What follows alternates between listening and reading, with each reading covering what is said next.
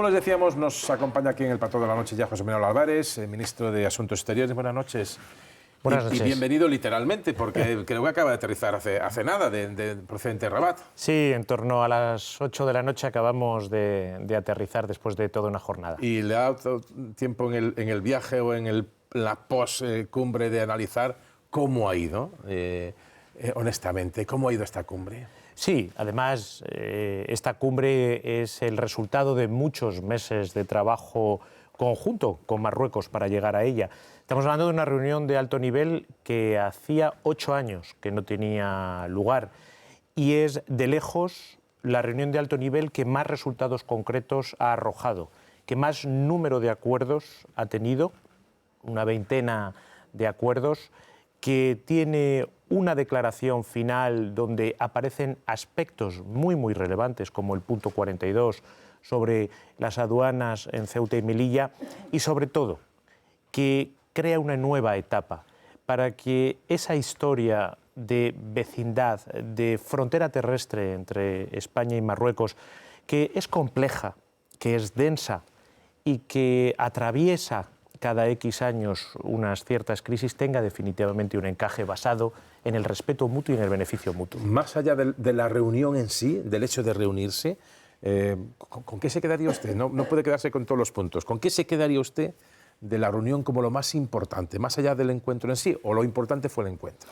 Yo me quedaría con el espíritu de que hay una hoja de ruta que ha creado una nueva etapa con una nueva dinámica y yo he constatado ayer y hoy la voluntad de ambas partes de que esa dinámica que es mutuamente beneficiosa, y eso lo vemos en las cifras comerciales, estamos hablando de un comercio de 20.000 millones de euros ya, más de 10.000 millones de euros de exportaciones españolas, una caída de los flujos migratorios irregulares hacia España, si comparamos este mes de enero con el del año pasado, de un 69% total y de un 82% en Canarias. Han caído 6 redes yihadistas en los últimos meses. Estamos hablando de que tenemos una colonia de casi 1 millón de marroquíes y hay miles de españoles viviendo en Marruecos. Por lo tanto, ese espíritu, ese deseo de que esta nueva etapa, esa dinámica que se ha creado tan positiva, continúe y no fracase, eso es con lo que me quedaría, porque Marruecos es fundamental para España y España es fundamental para Marruecos. ¿Y Marruecos lo sabe que España es fundamental para Marruecos? Totalmente. Yo creo que el trato y la visión que hemos visto, el hecho de que hayan pasado 8 años desde la última reunión de alto nivel, un mecanismo que, por cierto, Marruecos tiene con poquísimos países en el mundo, somos uno de los pocos países con los que hay. El número de acuerdos, un número récord, el número de ministros que han acudido, estamos hablando de más de 28 ministros en uno y otro lado de la mesa, nunca en la historia de la RAN y hace ya 30 años, aunque hace 8 años que no se reunía, que tenía lugar, todo eso demuestra la importancia que Marruecos da a la relación con España y además si vemos los sectores, sector económico, sector de gestión de los movimientos migratorios, se ha creado todo un nuevo capítulo cultural y educativo para que el español pase a ser enseñanza bilingüe en casi 100 colegios, que se cree un nuevo colegio español en Rabat que va a alcanzar los 1.000 estudiantes. Todo eso demuestra la importancia que le dan. Sobre el nivel de la cumbre le tendré que preguntar en unos minutos sobre la muy comentada ausencia del rey Mohamed VI. Pero antes, sobre aspectos concretos. Hemos escuchado al presidente del gobierno hablar, yo no sé si es en el lenguaje habitual diplomático, sobre todo con Marruecos, sin citar a Ceuta y Melilla ni el Sáhara, pero sí hablar de esferas de soberanía donde uno no se va a meter en el terreno del otro. Lo tenemos que entender así, que no se pueden citar, pero estamos hablando implícitamente de Ceuta, de Melilla y del Sáhara. Yo creo que esa frase lo que quiere decir es que tenemos que evitar todo aquello que sea mutuamente ofensivo en nuestro lenguaje, que haya respeto mutuo, que lo que busquemos sea el beneficio mutuo, que no haya acciones unilaterales. Y no hay que buscar más cosas implícitas en esa frase. El respeto mutuo, la ausencia de acciones unilaterales, el respeto a los compromisos adquiridos. Sobre el Sáhara, la declaración tiene un punto, la declaración es pública, el punto 8, en el que dice exactamente lo mismo que decía la declaración hispano-marroquí del 7 de abril. Y sobre Ceuta y Melilla hay un punto, si no recuerdo mal, el 42, en el que habla de las aduanas. Por lo tanto, no hay que buscar sentidos implícitos porque todo lo que se ha querido decir explícitamente está explícito en la declaración. ¿Las aduanas o los pasos exteriores fronterizos de Ceuta y Melilla se van a abrir todos en los próximos días o cómo está esa cuestión? Hay pasos para personas y pasos para mercancías en ambos casos, lo que es importante. Queremos que sean gradual y ordenado, tanto el paso de personas como el paso de mercancías. Estamos las dos partes de acuerdo, España y Marruecos, en que hay imágenes del pasado que no queremos volver a ver. No queremos volver a ver porque son indignas de la amistad de dos países que tienen una frontera común, que son indignas de dos países que quieren basar sus relaciones en el respeto, en el beneficio mutuo y en la amistad. Y por eso vamos gradualmente. Pero la frontera está abierta para el paso de personas y el día 27, por primera vez, se abrió una aduana en Ceuta y se reabrió, después de 5 años, una aduana en Melilla. Hoy es público, está en la declaración también, por lo tanto no hay que buscar nada implícito, está explícito. Hemos acordado un calendario para seguir todo ese proceso, gradual, ordenado. ¿Por qué no queremos hablar de fechas y darlas públicamente?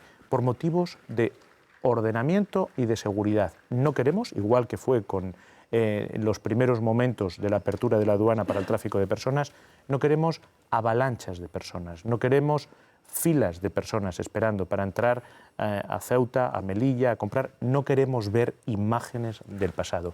Por seguridad y por gradualidad lo vamos a hacer de esta manera, pero de todas formas, pero será una frontera en poco tiempo o en mucho tiempo.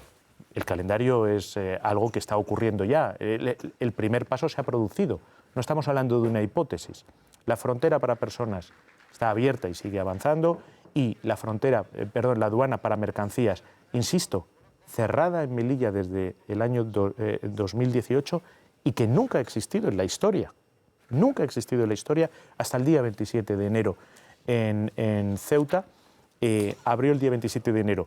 Y además, una frontera, una aduana, no es una cosa que se pueda hacer debajo de la mesa, por decirlo de alguna forma. Todo el mundo va a ver los pasos de mercancías. Usted decía hace unos instantes que las relaciones han mejorado muchísimo en el aspecto migratorio. Citaba datos de reducción drástica de inmigración ilegal a Canarias o a las ciudades de Ceuta y Melilla, cuestiones de seguridad, de yihadismo, de colaboración económica. ¿Todo esto es producto del giro del gobierno español con respecto al Sáhara? Un giro que se produce después de una avalancha de casi 10.000 inmigrantes, después del cabreo notable de Marruecos por la estancia aquí del líder del Polisario. ¿Tiene que ver esa nueva relación con ese cambio del gobierno español? Todo esto es causa de que ambos países somos conscientes que somos socios estratégicos para el otro, que somos fundamentales. Mire, le voy a dar un dato. No ha habido un solo ministro de Asuntos Exteriores de España desde la democracia, ni un solo presidente del gobierno de la democracia española que en algún momento no haya dicho que la primera prioridad de la política exterior de España es Marruecos. Y eso es así. Yo soy ministro de Asuntos Exteriores de España y lo corroboro. Pero además es la prioridad número 1 para los españoles y las españolas en Ceuta, en Melilla, en Canarias, en Andalucía. Es especialmente pensando en ellos que hemos acudido hoy a esta reunión de alto nivel. Pero eso se sabía antes de hace año y medio, cuando en unas horas entran 10.000 inmigrantes por la frontera y se estalla una crisis que con el tiempo lleva al gobierno español a cambiar su política sobre el Sáhara. Digamos que eso es de hace año y medio. Antes ya se sabía que había que llevarse bien con Marruecos y con nuestro vecino. No es la primera vez que España tiene una crisis con Marruecos. Podríamos decir que la historia de la democracia española es también la historia de las crisis con Marruecos. Ha habido algunas muy graves. El Partido Popular tuvo que gestionar la crisis de Perejil. No creo que nadie quiera volver a esos tiempos.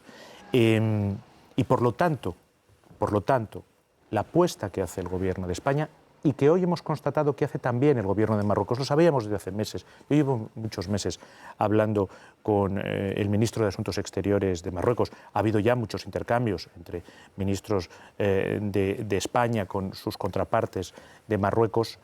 También hacen la misma constatación. Hagamos de nuestra relación de vecindad una relación mutuamente beneficiosa. Y es más, en los encuentros que ha tenido el presidente del Gobierno con Mohamed VI, que ya son varios, incluido la conversación telefónica que tuvo y que fue un poco el lanzamiento de esa reunión de alto nivel en que los dos estaban seguros, así lo decían, de que iba a ser un éxito. Se ha constatado exactamente lo mismo a ese máximo nivel. De alguna manera, el gobierno tiene que saber y manejar y el gobierno de cualquier color, que tiene una herramienta especial, una llave especial, Marruecos, en sus relaciones con España, como es la llave migratoria y la llave de seguridad, que le da una cierta ventaja en el tipo de relaciones. No es Marruecos quien tiene una llave especial, ni España con Marruecos. Las relaciones de vecindad son siempre relaciones muy complejas, porque son muy densas, tienen mucha riqueza. Si además implican una frontera terrestre, y España no tiene tantos países con los que tiene una frontera terrestre, Marruecos es uno de ellos, todavía más. Y lo que hay que comprender es la prioridad que representa Marruecos para España y España para Marruecos. Hoy el jefe de gobierno marroquí y los ministros marroquíes nos lo han repetido en varias ocasiones, como también ha quedado claro, se ha repetido y se ha trasladado, que es el propio rey de Marruecos, que da tal importancia a la relación con España que la aboca para sí. Ha estado pendiente durante todo el día de cómo estaba transcurriendo la reunión. Pero hay una cosa muy importante, porque lo que usted ha dicho, si me permite, sí, es realmente relevante. Yo he oído algunas declaraciones del Partido Popular que demuestran que el Partido Popular está absolutamente incapacitado para gobernar España. Porque, y voy a utilizar una palabra que usaba uno de los máximos representantes del Partido Popular, ningunear, porque el Partido Popular ningunea a Marruecos, pero sobre todo ningunea la relación de España con Marruecos, que es la prioridad número uno para Ceuta, para Melilla, para Andalucía, para Canarias. No he oído al presidente de Ceuta del Partido Popular pronunciarse sobre esta reunión de alto nivel. No he oído al presidente de Andalucía del Partido Popular pronunciarse sobre esta reunión de alto nivel. Sí he oído declaraciones sobre lo que todos los ministros de Asuntos Exteriores de España han declarado en democracia, que es la primera prioridad de la política exterior, a miembros muy destacados del Partido Popular, y demuestran que no están capacitados para gobernar España. Literalmente han dicho, con respecto a la ausencia del rey de Marruecos, ¿considera esa ausencia una humillación, un ninguneo, como usted decía, hacia España, que el gobierno ha consentido, transigido, y dicen que han hecho ustedes el ridículo? Para el Partido Popular, hacer el ridículo es la primera apertura de aduanas de la historia en Ceuta, la reapertura en Melilla, tener una relación fronteriza de buena vecindad entre España y Marruecos, una caída del 69% de los movimientos migratorios, si comparamos enero, y del 82% en Canarias. Abrir un mercado potencial, el plan de inversión para Marruecos es de 45.000 millones de euros en sectores tan importantes como el ferroviario, como el de agua y saneamiento. Ir a defender a 1.100 empresas españolas, 1.100 entre empresas implantadas y filiales implantadas. Hay 20.000 empresas españolas exportadoras a Marruecos. Estamos hablando de una cifra de exportaciones de casi 11.000 millones de euros y una cifra de comercio global de 20.000 millones. El Partido Popular no sabe de lo que está hablando. Usted decía, son palabras suyas, que han estado ustedes preparando esta cumbre mucho tiempo. Nos ha dicho también que el rey de Marruecos estaba especialmente interesado y en contacto permanente con lo que pasaba en la cumbre. ¿Ustedes hubieran preferido que el rey de Marruecos estuviera en la cumbre recibiendo el Rabat al presidente del gobierno? Mire, no lo he verificado, pero estoy casi seguro, no creo que haya habido un presidente del gobierno que haya visto y haya tenido tantas conversaciones telefónicas con un rey de Marruecos nunca en democracia. El presidente Sánchez ha tenido una cena de ruptura del iftar, que es algo que un rey de Marruecos ha hecho alguna vez con algún otro jefe del Estado. Es bastante raro, ha tenido varias conversaciones telefónicas, ha tenido ya varias audiencias con él y tiene una invitación personal al presidente del gobierno de España, del rey de Marruecos. Por lo tanto, yo creo que la relación entre el presidente del gobierno y el rey de Marruecos queda fuera de toda duda.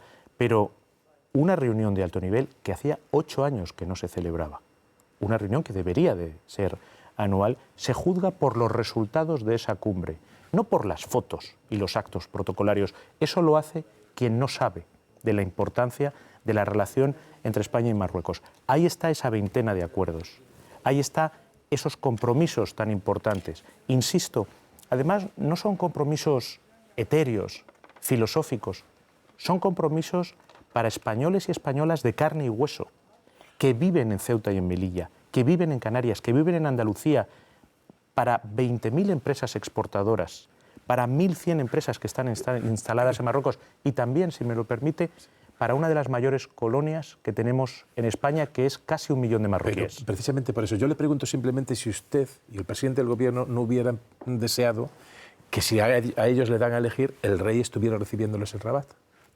Ha habido una invitación personal y el presidente del Gobierno la ha aceptado. Y se pactó la llamada telefónica y sabíamos que en el momento en que estaríamos llegando, en ese momento el rey de Marruecos estaba fuera de Marruecos. Pero, insisto, el presidente del Gobierno y los ministros que nos hemos desplazado, no nos hemos desplazado para encuentros protocolarios, no nos hemos desplazado para hacernos fotos, nos hemos desplazado para firmar una veintena de acuerdos, para seguir impulsando una dinámica que da estabilidad, codesarrollo, crecimiento económico a España y a Marruecos, y para hacerlo conjuntamente.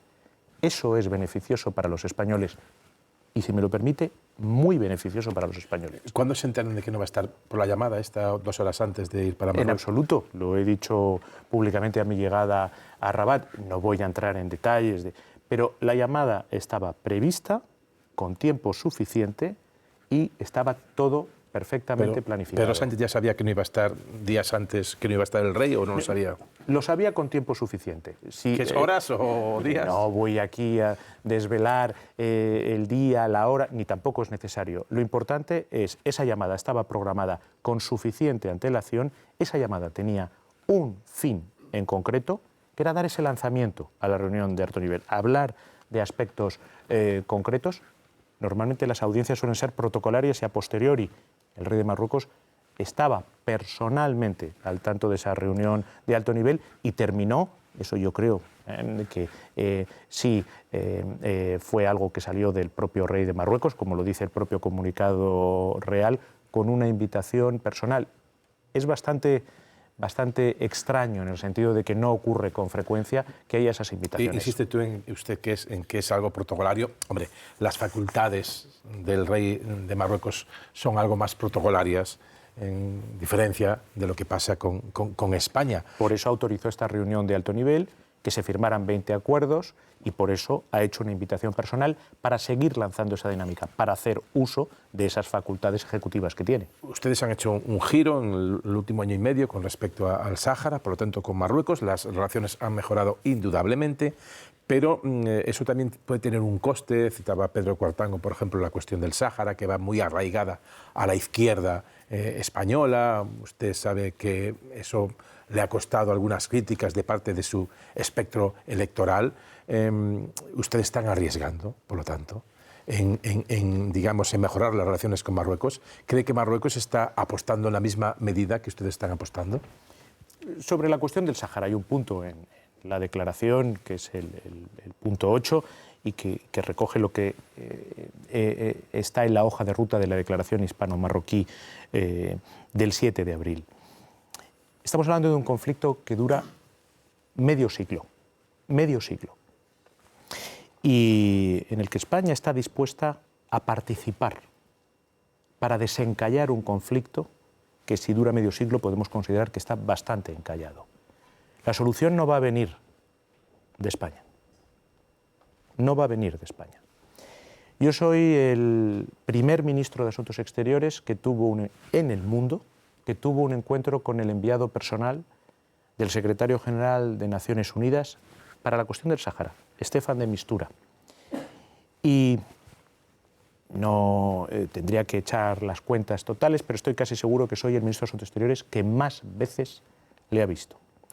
Y en cada ocasión, desde la primera a todas las demás que le he visto, le he reiterado que España está detrás de él, junto a él, que todos los medios que tiene España, materiales, humanos, personales, diplomáticos, están a su disposición para ayudarle en su tarea, porque es él quien tiene que poner como enviado personal del secretario general de las Naciones Unidas la solución.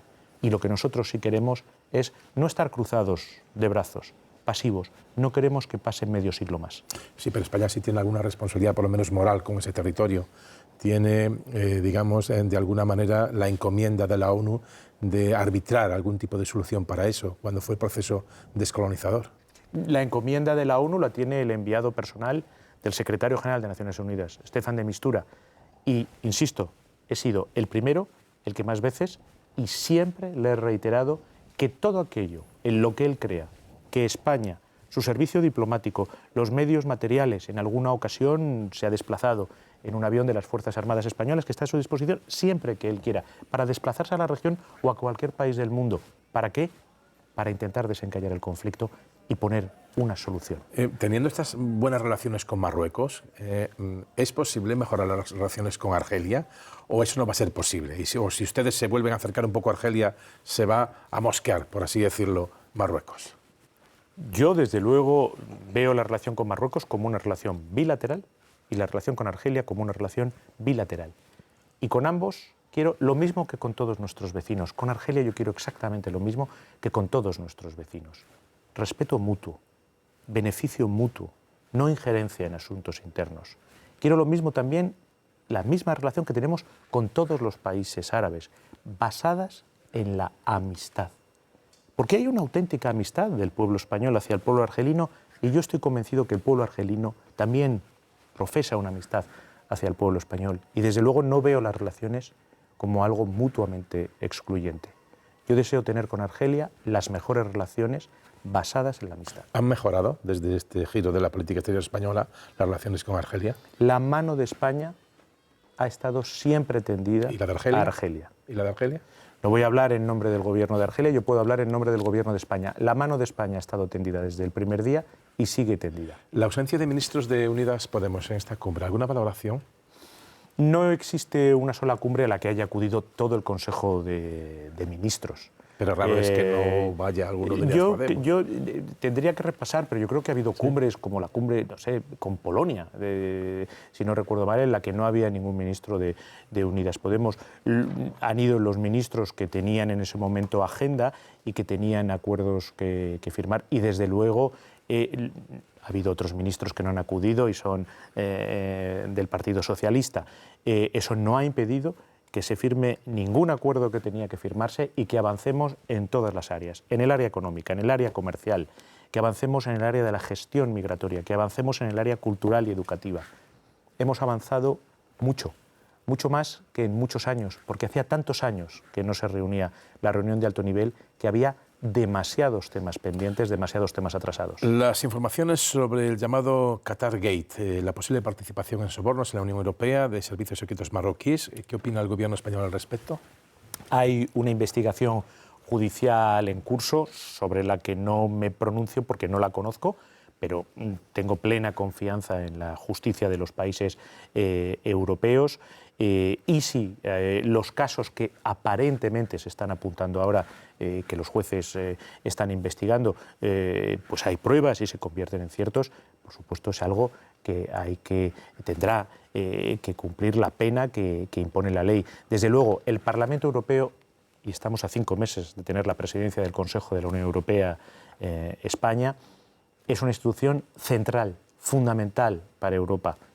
Es la soberanía del pueblo europeo la que está ahí y no puede estar sometido a la más mínima tacha ni duda. En esa sede de soberanía del pueblo europeo ha habido una votación recientemente sobre la libertad de información en Marruecos. Los diputados socialistas no se adscribieron a ese sentir general o a esa propuesta.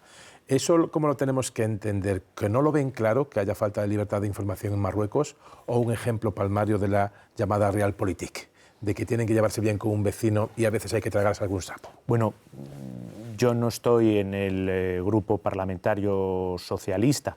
Me lo preguntará como miembro del Comité Federal del PSOE. Pero algo le sonará. Como ministro de Asuntos Exteriores de España. Había unos aspectos de la resolución con la que ellos no estaban de acuerdo y por lo tanto votaron en contra. Sobre un periodista muy apreciado y querido en nuestro país, Ignacio Cembreros, está siendo denunciado constantemente por Marruecos. Él denuncia acoso de Marruecos. Echan falta un poco de apoyo del gobierno español. ¿Cómo valora usted la situación de este colega, este compañero, ante la situación que está pasando? Yo, desde luego, la libertad de prensa y la libertad de opinión es una libertad que está por encima de todo y que desde luego el Gobierno de España y yo personalmente siempre apoyaré y siempre defenderé. Y yo tengo plena confianza en los tribunales españoles y en los jueces españoles para que ellos en todo momento hagan brillar lo que sea necesario en cada caso.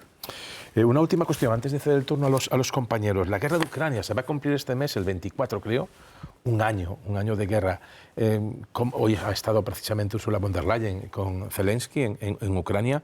¿Cómo evoluciona, cómo cree que puede evolucionar próximamente el conflicto? Pues sí, desgraciadamente el 24 de febrero se cumplirá un año de lo que es una agresión ilegal, brutal, injusta e injustificada de Rusia a Ucrania. Es una guerra de agresión.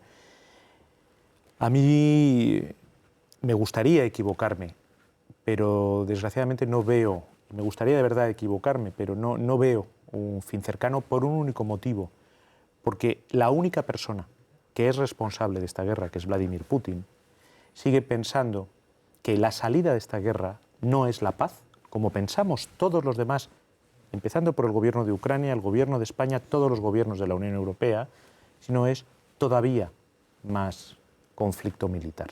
Y por lo tanto, no puedo ser optimista. ¿El conflicto militar se va a enquistar con los Leopard? Nosotros tenemos un compromiso claro con Ucrania. El gobierno de España, unido a sus socios europeos, y Europa, unida a sus aliados transatlánticos, de defender a un Estado soberano frente a una agresión ilegal, para respetar al final su soberanía y sus fronteras internacionalmente reconocidas. Si prosperara una guerra de agresión, este sería un ejemplo terrible en pleno siglo XXI para muchos otros.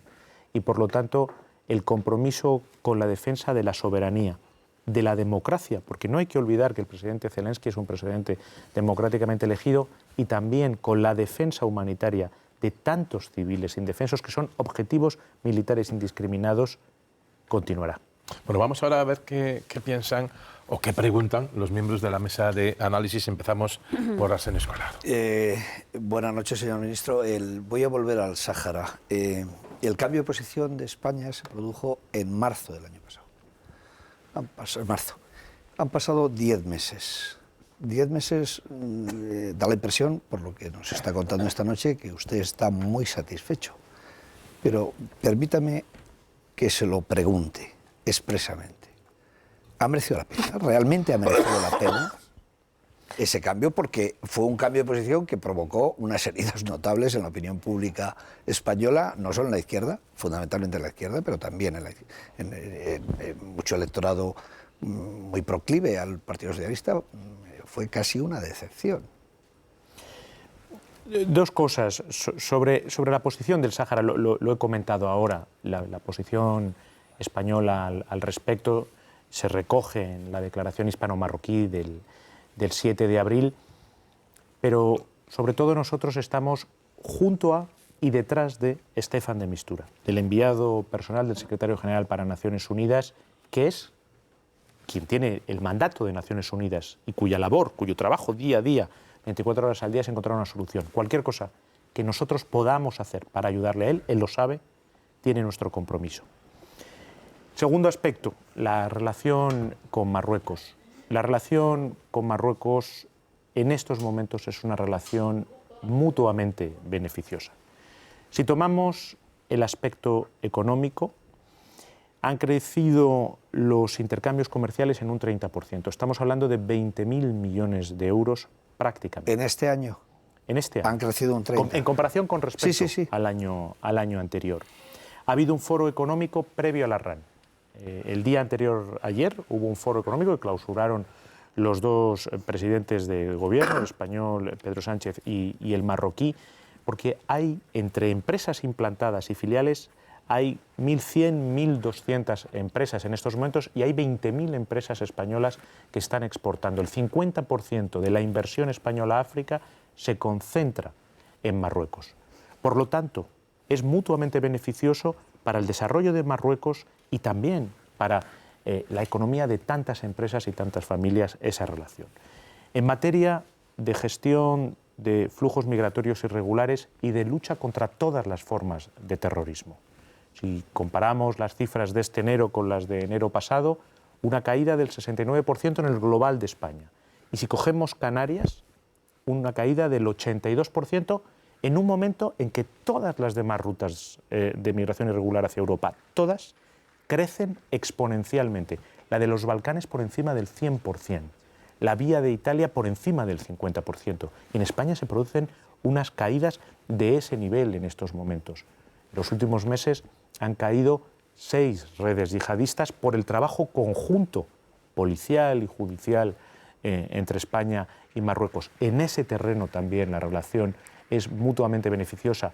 Estamos abriendo, además, con esta reunión de alto nivel, nuevos caminos. Abrimos a las empresas españolas la posibilidad de ir hacia ese plan de inversión marroquí de 45.000 millones de euros en sectores donde tenemos mucho que aportar, el ferroviario, el del agua y el saneamiento, o el que se conozcan mejor las sociedades civiles. Hemos firmado esta mañana un acuerdo que introduce secciones bilingües en español en colegios marroquíes con una potencialidad de 100 colegios. Y se han empezado los trabajos paralizados, yo creo que desde el año 2007, si no recuerdo mal, de un nuevo colegio español, un instituto público español en Marruecos que puede acoger hasta 1.000 alumnos. Por lo tanto, todo eso es beneficioso, pero lo más importante, ese diálogo político reforzado, basado en la transparencia, en el respeto mutuo y en el cumplir lo acordado, en la ausencia de acciones unilaterales.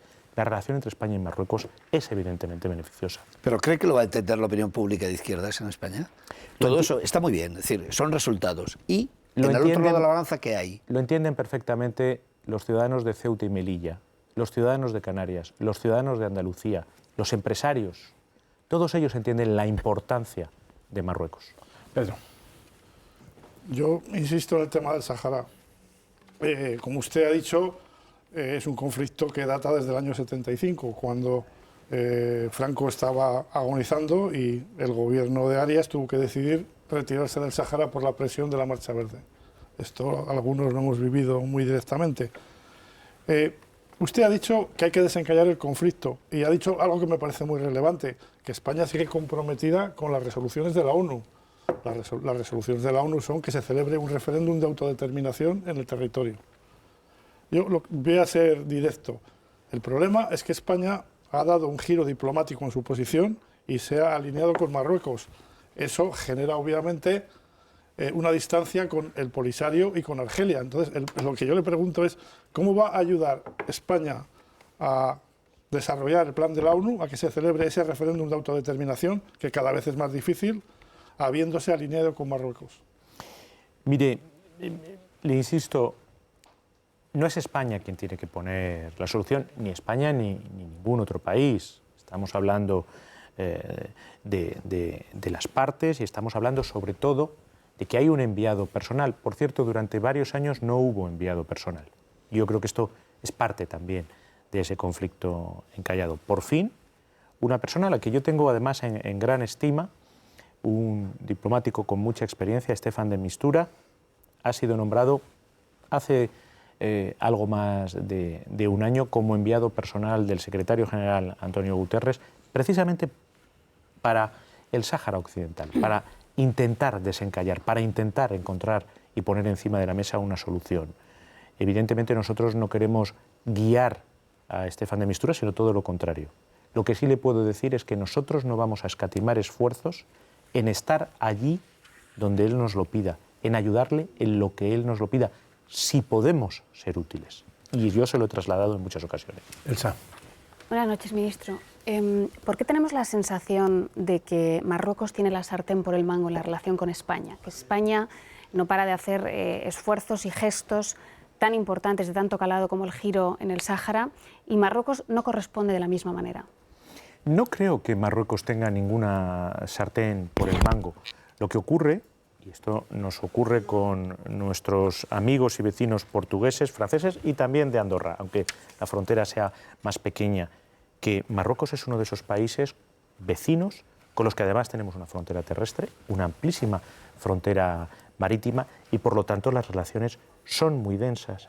Y las relaciones de vecindad, sobre todo cuando implican relaciones fronterizas, suponen una gestión del día a día. Y eso supone intereses comunes. Y solamente hay dos formas de abordar esas relaciones fronterizas. Esos intereses comunes pueden llevarnos al enfrentamiento, al conflicto, a los malos entendidos, igual que las relaciones de vecindad dentro de una comunidad de vecinos, o pueden ser virtuosas, intentar trabajar juntos, pensar los desafíos conjuntamente, ayudarnos en los que nos podamos ayudar los unos a los otros o trabajar conjuntamente para aquellos fenómenos y aquellos desafíos que tenemos a ambos lados de nuestra frontera. Esas son dos opciones que se le plantean a todos los países del mundo en sus relaciones de vecindad, sobre todo fronterizas.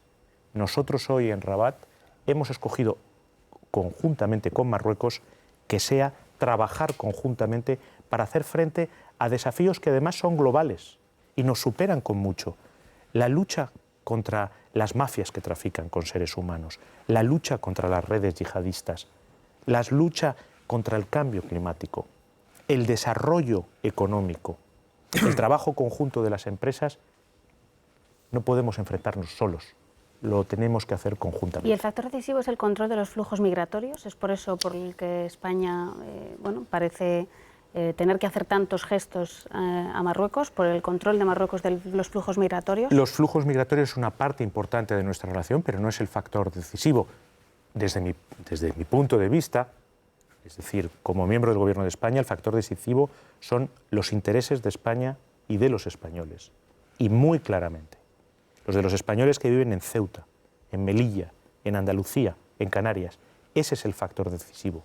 Ese es el factor decisivo por el que hemos viajado a Rabat y por el que se ha celebrado después de 8 años una reunión de alto nivel que arroja resultados totalmente positivos para los intereses de los españoles y muy especialmente para aquellos que viven en Ceuta, en Melilla, en Andalucía y en Canarias. Si no, pregúntele a los presidentes de sus comunidades autónomas. Eso es reconocer implícitamente o explícitamente que lo importante en la relación es el flujo migratorio, porque ha citado las ciudades de Ceuta y Melilla, que están muy afectadas por el flujo migratorio, Canarias y el sur de Andalucía. No solo, le puedo dar otros datos.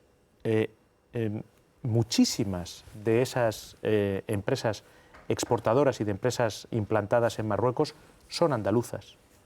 El puerto de Algeciras y el puerto de Tarifa, su conectividad y su flujo diario tiene mucho que ver con la conectividad con Marruecos. La operación Paso del Estrecho, que se ha retomado gracias a esta nueva etapa, supone 1.300 millones de euros al año solo para Cádiz y para Málaga. Por darle algunos datos, el paso de mercancías entre Ceuta y Melilla, el paso de personas desde Ceuta y Melilla, españolas me refiero, todo eso no tiene nada que ver con la gestión de los flujos migratorios irregulares. Exactamente lo mismo si hablamos en la lucha contra el yihadismo. Las redes yihadistas que se han desarticulado benefician a todos los españoles, vivan donde vivan. O, por ejemplo, la enorme comunidad marroquí que vive y que participa del desarrollo de España. Se lo decía porque usted ha citado con mucha insistencia que uno de los grandes logros de la mejora de las relaciones es un descenso de casi el 90% flujos migratorios en Canarias y de casi el 70% en Ceuta y Melilla. Uno de los grandes logros. Yo entiendo que uno de los grandes logros de esta etapa es uno de los grandes logros que además, por cierto, es muy importante el flujo migratorio. Es beneficioso para España, es muy importante el flujo migratorio, pero no es la clave. Hay tantas claves en la relación con Marruecos, hay tanta densidad que cuando, como hace el Partido Popular, se ningunea, por utilizar las palabras del Partido Popular, esa relación, uno está incapacitado para gobernar España. Última pregunta, Marisa Cruz. Sí, ministro, yo me he leído con atención los 74 puntos de la declaración y cuando llegué al punto número 8 sobre el Sáhara, que me pareció clarísimo, volvemos a insistir en ratificar la marroquinidad del Sáhara, pensé que a continuación iba a venir uno sobre Ceuta y Melilla, en el que la contraparte pues también reconociera y pusiera negro sobre blanco que Ceuta y Melilla son españolas. Y cuando después escuché al presidente del Gobierno decir que se comprometían a no ofendernos mutuamente, pensé si con eso quería decir que no vamos a volver a escuchar nunca al rey de Marruecos hablar de los presidios ocupados. Mire, yo este debate nunca lo he entendido.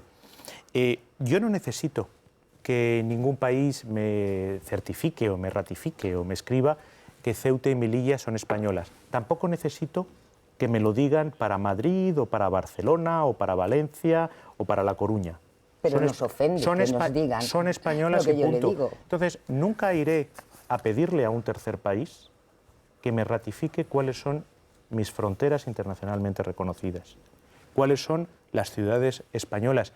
Y, sinceramente, no comprendo en nombre de qué política un gobierno de España iría a pedir que un tercer país le ratifique que una ciudad española es española. Pero, ministro, no le pregunto eso. Le digo si existe un compromiso de que no vamos a volver a escuchar expresiones como estas que resultan ofensivas. El espíritu, y lo hemos repetido muchas veces en estos últimos meses, tanto por parte marroquí como por parte española, en ambas direcciones, esta nueva etapa que queremos que sea definitiva, esa es nuestra ambición y ese va a ser nuestro esfuerzo, está basada en el respeto mutuo, en la ausencia de acciones unilaterales, en el beneficio mutuo. Todos esos son los principios con los que estamos encarando esta nueva etapa, que yo creo que está siendo ya, y lleva ya varios meses, siendo mutuamente beneficiosa. Una última cuestión, señor ministro. Hemos hablado de ausencias de los ministros de Unidas Podemos, de la ausencia del rey de Marruecos, pero ha habido una ausencia que no ha pasado en absoluto desapercibida. Usted ha hablado en términos muy positivos de la cumbre, en todos los aspectos que ha citado, de las relaciones, flujos migratorios, seguridad y sobre todo aspectos económicos. Sobre todo aspectos económicos ha citado acuerdos casi 16.000 millones de euros. Y cultural y educativo también. Pero yo le voy a preguntar por el aspecto económico, porque se ha desmarcado en el último momento Garamendi, el presidente de la COE. Ha dicho que por problemas de agenda en el último momento, y sin embargo tenía esa agenda despejada para mantener una reunión con el Partido Popular en una cumbre tan importante para todos los aspectos de vecindad que tenemos con Marruecos, fundamentalmente el económico en este caso. ¿Cómo valora que el presidente de los empresarios se haya descolgado en el último momento y si esto obedece a un enfrentamiento que desconocemos? ¿O cómo valora que el responsable de los empresarios, en una cumbre tan importante para el empresariado español, se ausente en el último momento? El foro económico que se celebró ayer y que clausuró el presidente del gobierno junto con el jefe de gobierno marroquí estaba coorganizado precisamente por la COE, por eso a mí me sorprendió la no presencia. Pero aparte de que lo coorganizara la COE, solo hay dos países en el mundo para los que España es un cliente preferente, que son Portugal y Marruecos. Las cifras que he dado no las voy a volver a repetir, pero estamos hablando de un volumen de empresas exportadoras y de empresas españolas presentes, residentes, ya a través de sus filiales o directamente en Marruecos. Yo creo que amerita la presencia de todos los representantes, muy especialmente empresariales, a primer nivel. Ignoro por qué no estuvo el señor Garamendi, puede que sea por algún motivo que sea legítimo. Hombre, hoy estaba en una reunión en la sede del Partido Popular. Sí, eso es un poco sorprendente, se lo admito. Lo que sí quiero señalar es, quien sí estuvo fue el presidente del gobierno, quien sí estuvo defendiendo el abrir mercados de potencialmente 45.000 millones de euros en sectores donde tenemos empresas punteras, el ferroviario, el del agua, el saneamiento, muchas otras en el agroalimentario, fue el presidente del gobierno. El que estuvo apoyando a esas empresas fue el presidente del gobierno. La ministra Maroto, por cierto, estuvo durante toda la jornada. El gobierno de España está al lado de los intereses de España, de las empresas españolas y de todos los españoles que lo necesitan en cada momento. Pues yo le agradezco de verdad, señor ministro, que haya estado aquí contestando a todas las preguntas y además que lo haya hecho apenas hora y media, 2 horas después de llegar de Marruecos, que no sé si hay jet lag, que no habrá, no, pero desde luego... La misma banda horaria. La misma banda horaria, por lo menos imagino que, bueno, después de estos 2 días intensos, yo desde luego se lo quiero agradecer y que haya contestado. Unas preguntas son más cómodas, otras más incómodas, todas eran pero cómodas. Así es el oficio este que tenemos de periodismo, como el suyo es tratar de mediar y llegar a buenas relaciones con nuestros vecinos. Muchísimas gracias y muy buenas noches. Muchas gracias a ustedes. Bueno, pues hasta aquí el tiempo para la entrevista. Hoy, como han visto, con el ministro de Exteriores, José Manuel Álvarez, con el que hemos hablado largo y tendido de esa cumbre con Marruecos. Enseguida empezamos a analizar la actualidad de este jueves 2 de febrero.